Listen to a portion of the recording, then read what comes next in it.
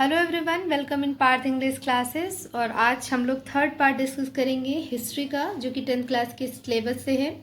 Chapter है हमारा nationalism in India. तो बात कर रहे हैं स्टैंड ऑफ दलित लीडर।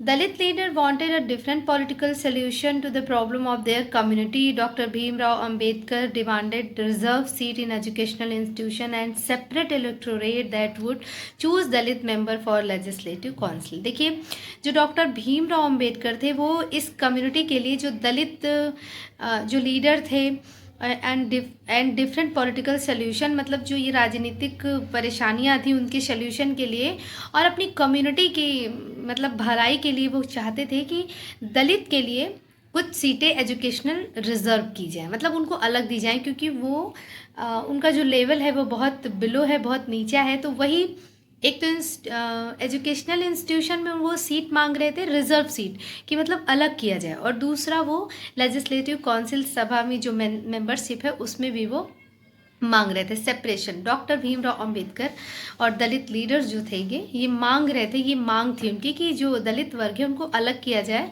उनका सेपरेशन किया जाए, उनकी जो सीटें रिजर्व की जाए, उनको उसकी मेंबरशिप जो है ज़्यादा दी जाए, मतलब मेंबरशिप दी जाए। Ambedkar organized the Dalit into the depressed class association in 1930. His view differed with Mahatma Gandhi at the second round table conference by demanding separate electorate of Dalit for Dalit तो ये क्या हुआ कि अंबेडकर ने एक सभा जो है दलित वर्ग एसोसिएशन एक बनाया 1930 में। जिस वक्त उन्होंने ये सभा आयोजित की और ये डिमांड किया, सेपरेशन वाली डिमांड की, तो सेकंड जो राउंड टेबल कॉन्फ्रेंस हुआ उस कॉन्फ्रेंस में महात्मा गांधी और अंबेडकर जी के जो व्यूज़ थे वो बिल्कुल अलग हो गए, क्योंकि उन्होंने ये जो मांग कर ली वो बिल्कुल गांधी जी उसके लिए एग्री नहीं थे। when the British government admitted Ambedkar's demand, Gandhi ji strongly opposed it and began fast unto death. He believed the separate electorate for Dalit would slow down the process of their integration into the main society. Gandhi ji का कहना था कि जो British थे वो तो फूट डालो राज करो, उनका तो था ही कि जितने वर्ग टूट जाएं आपस में उनके लिए बेनिफिशियल था ये। तो उन्होंने क्या किया कि ब्रिटिश ने अंबेडकर की डिमांड को एक्सेप्ट कर लिया, लेकिन गांधी जी ने उसको अपोज किया स्ट्रांगली कि नहीं, ऐसा नहीं होना चाहिए, और उन्होंने अनशन पे बैठ गए। ही बिलीव्ड, उनका विश्वास था कि जो ये इलेक्टोरेट का जो अलग वर्ग, मतलब एक अलग मांग कर रहे थे ना कि अलग वर्ग कर दीजिए, दलित वर्ग को अलग कर दीजिए, अलग से मेंबरशिप दे दीजिए, तो ये हो जाने से क्या होगा कि इंटीग्रेशन जो एकीकरण करना चाह रहे हैं कि सारे लोग एक हैं, सब लोग एक मिलजुल करके वर्क करें, वो वाला जो प्रोसेस है एकीकरण की सोसाइटी के साथ इनको जो मिलाने का काम चाहते थे गांधी जी, वो बिल्कुल स्लो हो जाएगा, वो प्रोसेस स्लो हो जाएगा। जैसे ही ये अलग होंगे, अलग तो पहले से ही है, फिर भी अलग एक अगर वो मांग रहे हैं तो वो चीज़ और मुश्किल हो जाएगी जो वो एक करना चाह रहे हैं। Ambedkar ultimately accepted Gandhiji position, and the result of Pune Pact of September 1932 was signed. It gave a depressed class reserve seat in provincial and central legislative council, but they were to be voted in the general electorate. देखिए क्या हुआ कि गांधी जी के अनशन के बाद और बहुत ज़्यादा डिस्कशन के बाद अंबेडकर जी ने एक्सेप्ट कर लिया फाइनली, गांधी जी के बात को मान लिया उन्होंने उनकी, और एक पूना पैक्ट समझौते पर उन्होंने साइन कर दिया, मतलब कि हाँ ठीक है समझौता हो गया। और उसके बाद जो है इस क्लास को दलित वर्ग को रिजर्व सीट मिल गई, प्रोविंशियल, प्रांतीय और केंद्रीय सभा दोनों में ही। ठीक है, ये मतलब उनको जो उनकी डिमांड थी वो उन्होंने पूरी करी। हिंदू मुस्लिम क्लैश, देखिए some of Muslim political organizations in India rarely participated in the civil disobedience movement. After the decline of non-cooperation and Khilafat movement, a large section of Muslim felt separated from the Congress. देखिए क्या हुआ, ऐसे भी जो मुस्लिम organisation संगठन थे, बहुत सारे राजनीतिक संगठन थे, उन्होंने सिविल डिसओबीडियंस, सबने अवज्ञा आंदोलन में बिल्कुल भी पार्टिसिपेट नहीं किया था, जो महात्मा गांधी द्वारा चलाया गया था। दूसरा क्या हुआ कि जैसे ही आफ्टर डिक्लाइन, जैसे ये असहयोग आंदोलन और खिलाफत आंदोलन खत्म हुआ, मतलब कंप्लीट हुआ इसको, तो बहुत सारे मुस्लिम ने क्या किया, बहुत सारे मुस्लिम जो है बिल्कुल सेपरेट हो गए, कांग्रेस से बिल्कुल अलग हो गए। एक बहुत बड़ा सेक्शन मुस्लिम का अलग हो गया कांग्रेस से।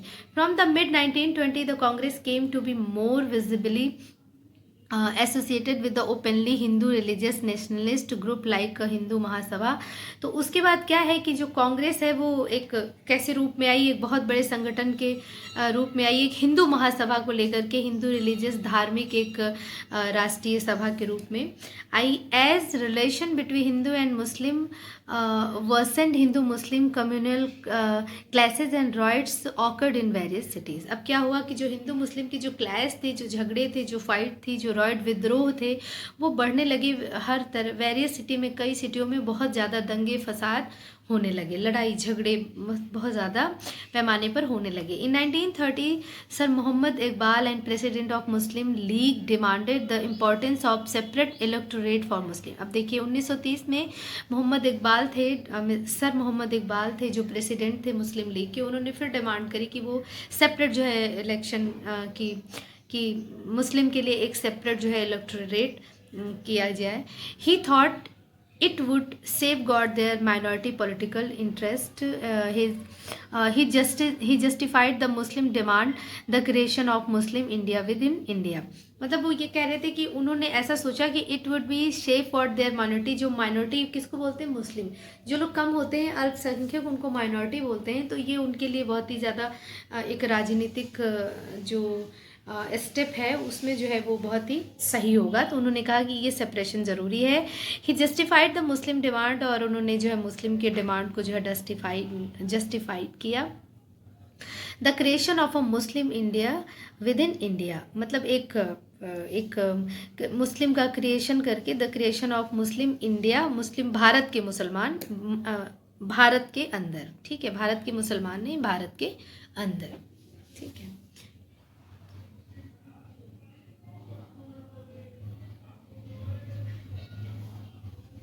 Difference between Hindu Mahasabha and Muslim League. The Congress and Muslim League made effort to talk again for unity. अब क्या हुआ देखिए, कांग्रेस ने मुस्लिम लीग से फिर से दोबारा बात करने की कोशिश करी एकता के लिए, कि फिर से यूनाइट हुए, जैसे कि ये सेपरेशन ऊपर अभी आपने देखा। In 1927 it appeared that such a unity could be possible. The only difference between Congress and Muslim League was one of the representation in the future assemblies that were to be elected. तो वो मतलब ऐसा लगा कि it appeared that such a unity could be possible, कि हाँ possible हो सकती है। खाली डिफरेंस क्या है? Congress and Muslim League was one of the representation in the future assemblies that were to be elected. यानी कि जो इसमें देखिए मेन चीज़ क्या है कि एक नेतृत्व करने की, एक अपने आप को ऊपर रखने की, कि हमारा जो है एक लीडर है, ये हम रिप्रेजेंट करेंगे, हम इसके रिप्रेजेंटेटिव बनना चाहते हैं। ये मुश्किल थी बस कि फ्यूचर में जो है जो भी assemblies that were be to be elected, जो मतलब यही एक मुश्किल उसमें आ रही थी बार बार कि कौन उसको रिप्रेजेंट करेगा। तो डिफरेंस सिर्फ ये था कि कांग्रेस जो है अपनी बात कह रही है, मुस्लिम लीग अपनी बात कह रही है, वो अपना सेपरेशन और अपने आप को अपने लीडर्स को सर्वोपरि बताना चाह रही है। और कांग्रेस का यही एक मुद्दा ही था उस वक्त में भी, जब देश आज़ाद हुआ तब भी यही मुद्दा फिर से खड़ा हो गया था कि प्रधानमंत्री कौन बनेगा, पीएम कौन बनेंगे। भाई जिन्ना अलग खड़े थे, जवाहरलाल नेहरू अलग खड़े थे, तो वही वाली एक मुश्किल इस वक्त भी चल रही थी कि उनको जो है ये परेशानी थी कि कहीं ऐसा ना हो कि उनके जो राइट्स हैं वो ले लिए जाएं, क्योंकि मुस्लिम जो है अल्पसंख्यक माइनॉरिटी से बिलोंग करते थे। तो Mohammad Ali Jinnah of Muslim League was willing to give up the demand for separate electorate for 2 condition. अब देखिए वो ये कह रहे थे कि ये जो डिमांड है उनकी इलेक्टोरेट की, सेपरेट मतलब सेपरेट इलेक्टोरेट की जो उनकी डिमांड है वो गिव अप छोड़ देंगे, लेकिन उसकी क्या कंडीशन उन्होंने रखी देखिए, Muslim were assured reserve seat in central assembly. देखिए केंद्रीय सभा में वो रिजर्व सीट चाह रहे थे। Representation would be in proportion in the population in Muslim dominated province Bengal and Punjab. अब देखिए मतलब उन्होंने क्या कहा कि जो रिप्रेजेंटेशन होगा, मतलब जो नेतृत्व करेंगे वो to the population in Muslim dominated province, एक डोमिनेटेड प्रोविंस है, प्रांत है बंगाल एंड पंजाब। तो वहाँ पर क्या है, रिप्रेजेंट जो प्रतिनिधित्व होगा वो उनका होगा। But the issue was not resolve due to the strong opposition of Hindu Mahasabha led by MR Jayakar. अब जाहिर सी बात है कि वो हिंदू मुस्लिम वाला मसला है, तो एक सेपरेशन चाह रहा है, और अगर उस इशू को कहीं से कुछ हम थोड़ा सा सॉल्व करने की कोशिश करते हैं तो दूसरी तरफ से मुश्किल हो जाती है। अब जब ये डिमांड सुनी गई तो हिंदू महासभा के जो जिनके द्वारा हिंदू महासभा लीड कर रही थी MR जयकर, उन्होंने उसको अपोज कर दिया कि नहीं भाई ऐसे नहीं हो सकता। तो ये रिजॉल्व नहीं हो पाया मसला, ये ऐसे ही बना रहा। Nationalism through India ancient history. देखिए, another means of creating feeling of nationalism was explaining the meaning of history again. यानी कि अगर जो नेशनल राष्ट्रवाद की भावना का क्रिएशन करना या राष्ट्रवाद की भावना को पैदा करना मीन्स क्या कि मीनिंग ऑफ हिस्ट्री अगेन, एक बार दोबारा से इतिहास की व्याख्या करना। द नेशनलिस्ट राइटर, जो राष्ट्रवाद राइटर थे, उन्होंने अर्ज किया कि the reader to take pride the India's great achievement in the past. यानी पास्ट में जो भी अचीवमेंट, जो महान अचीवमेंट लिए, उन पे जो है गर्व किया जाना चाहिए। And struggle to change the miserable condition the life under British rule. और जो मतलब जिस तरीके का चेंज किया, जिस तरीके से स्ट्रगल कर करके बहुत मुश्किलों के बाद ब्रिटिश रूल के साथ संघर्ष किया और फ्रीडम पाई, उसको जो है क्या करना चाहिए, आह्वान करना चाहिए उसका। But unification of people involve, unification मतलब एकीकरण, but unification of people involve some problem. लेकिन एकीकरण की जो समस्या थी वो हमेशा से मुश्किल क्रिएट करती थी। When the past that was being glorified, यानी कि जब पास्ट की बात करें जो कि बहुत ही गौरवान्वित था, बहुत गौरवपूर्ण था, वॉज हिंदू। तो वो कौन थे, हिंदू, उनका हिंदू का जिक्र होता है। And the image celebrated were taken from Hindu iconography. और जब भी किसी सिम्बलाइज की बात होती है, कुछ सेलिब्रेट करते हैं, इस तरीके की बात की कुछ भी इमेज को लेकर के सेलिब्रेट कर रहे हैं, तो वहाँ पे क्या है, वो हिंदू लोग थे, हिंदुओं की इमेजेस आती हैं, डिफरेंट हिंदूज। तो इससे क्या हुआ कि the people of other communities felt left out. तो जो दूसरी कम्युनिटी के लोग थे वो थोड़ा सा क्या हुआ, अलग सा महसूस करने लगे कि मतलब हर बार में जो है मतलब हिंदू ही आगे ही हैं, मतलब उनको क्यों सर्वोपरि रखा जा रहा है, जब कंट्रीब्यूशन तो सभी का था। तो कहने का मतलब वो थोड़ा सा अलग थलग महसूस करने लगे थे। Many culture process also contributed to it. बहुत सारी कल्चरल सांस्कृतिक प्रक्रियाओं ने इसमें कंट्रीब्यूट किया था।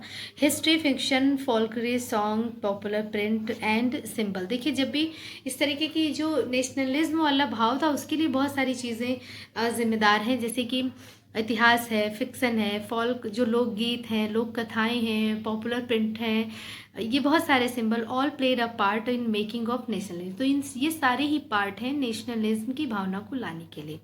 It was seen in India during its freedom movement in the following वे। देखिए कुछ किस तरीके से जो है, जब स्वतंत्रता के दौरान क्या देखा गया, जो आंदोलन हुआ उसके दौरान जो है क्या चीज़ें, कौन से रास्ते इख्तियार किए। The identity of a nation most often symbolise in a figure of image.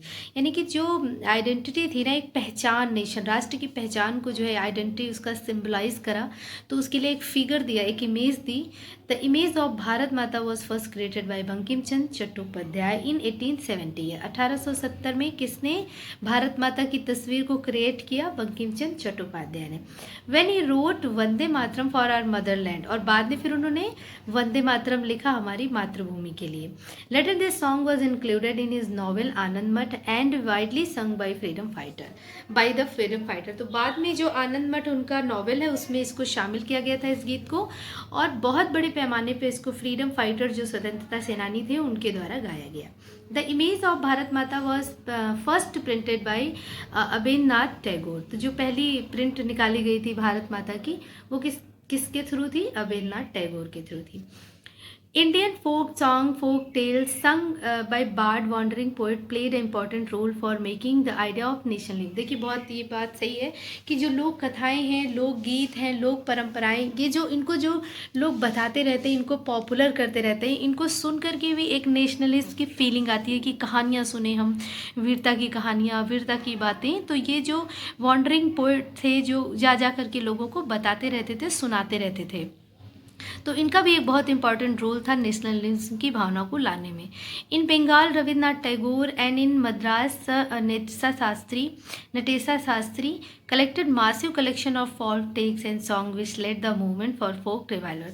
यानी कि दोबारा से पुनर्जीवित करने के लिए उन लोक कथाओं को, लोक परंपराओं को, लोकगीतों को, उसमें जो मेन कंट्रीब्यूशन था वो बंगाल में जो है रविन्द्रनाथ टैगोर ने और मद्रास में नटेशा शास्त्री ने। इन लोगों ने बहुत बड़े पैमाने ज़माने पे कलेक्शन किया, जो लोक कहानियाँ थी, लोकगीत थे, उनको कलेक्ट किया और लोगों तक उसको जो है क्या किया, स्प्रेड किया, जो कि एक मतलब रिवाइवल था, पुनर्जीवित करना था, which the led movement for folk revival. तो मतलब ये बहुत ज़्यादा इम्पॉर्टेंट रोल था जो इनके द्वारा किया गया।